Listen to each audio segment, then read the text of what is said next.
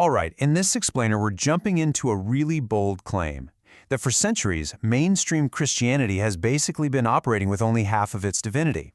We're going to explore a source that makes a powerful case for restoring a long-suppressed idea, the sacred feminine.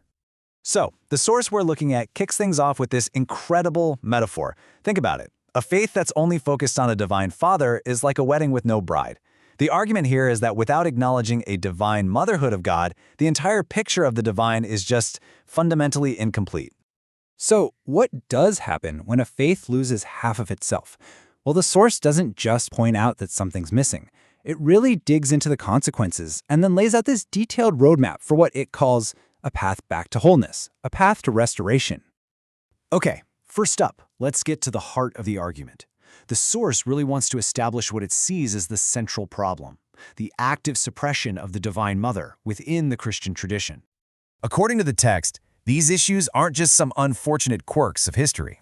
No, they're presented as the direct results of ignoring or even demonizing the feminine side of God.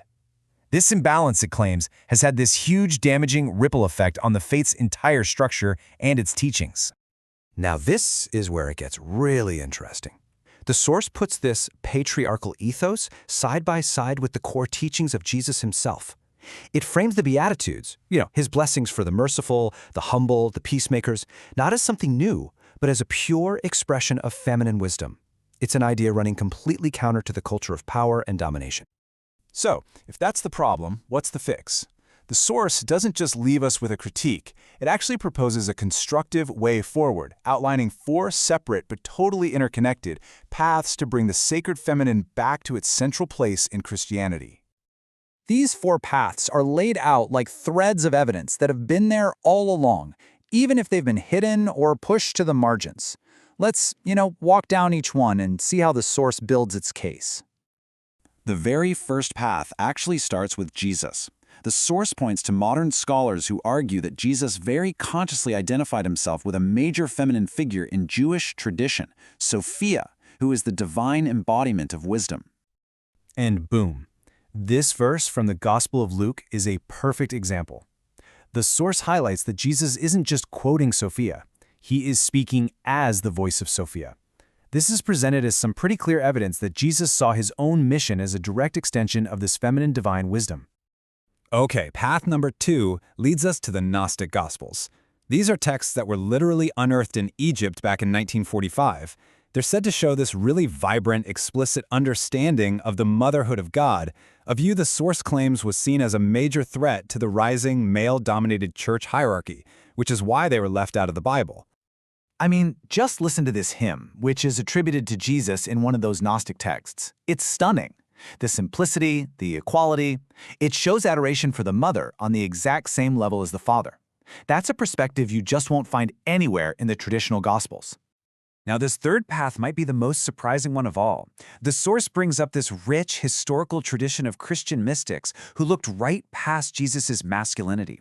Instead, they focused on his actions, his nurturing, his sacrifice, his all-encompassing love, and saw in them the ultimate qualities of a divine mother. And mystics like Marguerite Duong from the 13th century took this idea somewhere profound. This quote shows how she completely reframes the crucifixion. It's not just a death, it's a cosmic birth. Christ becomes the mother, going through the ultimate labor to give birth to a new humanity. It's an incredible image. The fourth and final path is all about a radical reimagining of Mary. The source really calls on us to move past that traditional picture of a passive, quiet saint. Instead, it asks us to see her as the full embodied divine mother, a powerful, prophetic, and revolutionary force for justice.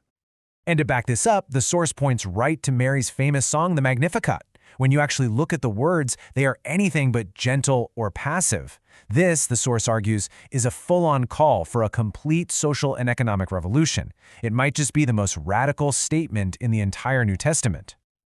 So, where is all this going? If you follow these 4 paths, what's the destination?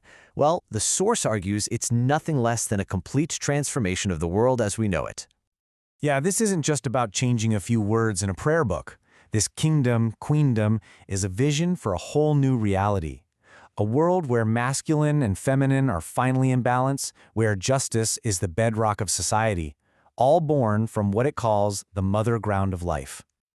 Ultimately, the source finishes with a real sense of urgency. It doesn't frame this as some dusty historical curiosity. Embracing the sacred feminine is presented as the essential key to unlocking a revolution of love in action, a force that it claims is powerful enough to heal a world in crisis. And so we're left with a pretty provocative question to chew on. The source challenges us to just imagine the possibilities. If that missing half of the divine were fully restored, what kind of world and what kind of humanity would be born from that reunion?